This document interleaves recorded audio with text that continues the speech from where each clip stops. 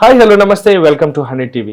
భారతదేశ చరిత్రలో రాజకీయ అధ్యాయంలో తనకంటూ ఒక ముద్ర వేసుకున్నటువంటి నాయకుల్లో మన్మోహన్ సింగ్ గారు కూడా ఒక ఆయన. రాజకీయ సంస్కరణలో కానీ ఆర్థిక సంస్కరణలో కానీ ఆయన చేసినటువంటి ఆ రూల్స్ ప్రకారమే ఒకానొక టైంలో మనం ఆపదల నుంచి విపత్తుల నుంచి కూడా బయటపడ్డ సన్నివేశాలు కూడా మనం చూసాం. అయితే రీసెంట్గా ఆయన ఇక మనకి లేరు అన్న వార్త విన్న తర్వాత ఒక్కసారిగా ప్రతి ఒక్కరు కూడా ఎంతో బాధపడిన విషయం. సో మన్మోహన్ సింగ్ గారి గురించి మనతో మాట్లాడడానికి తెలంగాణ యూత్ ప్రెసిడెంట్ ఇమ్మడి సతీష్ గారు ఉన్నారు. సార్తో మాట్లాడే విషయాలు ఏంటో తెలుసుకుందాం. నమస్తే అండి.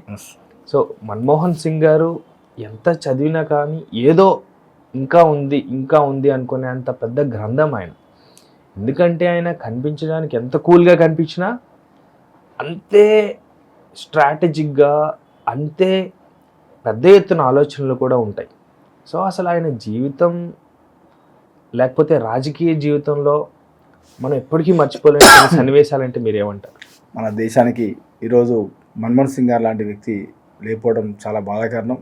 ముందుగా ఆయన ఆత్మ శాంతించాలని మనస్ఫూర్తిగా కోరుకుంటూ, ఆయన ఎక్కడున్నా కూడా ఎలా ఉన్నా కూడా ఆయన చూపు మన భారతదేశం వైపు ఉండాలని మనస్ఫూర్తిగా కోరుకుంటున్నాను.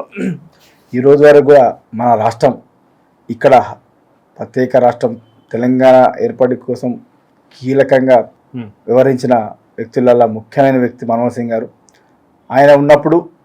మన్మోహన్ సింగ్ గారు ఉన్నప్పుడు ఏ ఒక్కరోజు కూడా రాజకీయంగా కానీ ఆయన చేసే పనులు కానీ ఎక్కడ డిస్టర్బ్ కాని వ్యక్తి.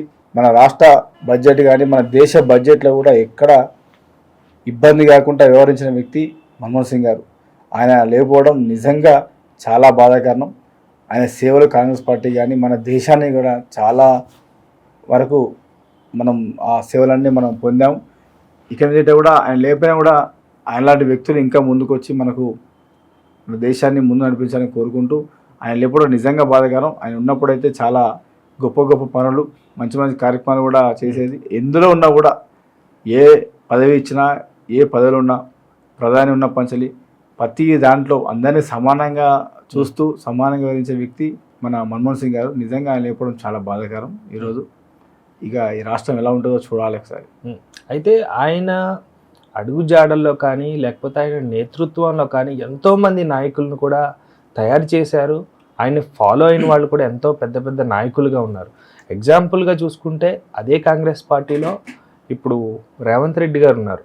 ఆయన శిష్యుడు కాకపోవచ్చు, కానీ ఆ కాంగ్రెస్ పార్టీ అంటూ ఈ రోజున అప్పట్లో చిన్న చిన్న నాయకులే అవ్వచ్చు, కానీ ఇప్పుడు పెద్ద పెద్ద పొజిషన్లో ఉన్నారు. మన్మోహన్ సింగ్ గారు ఆయన తీర్చిదిద్దిన వ్యక్తులలో చాలా మంది ఉన్నారు. యువతకు ఎక్కువ ప్రాధాన్యత ప్రియారిటీ ఇచ్చే వ్యక్తి.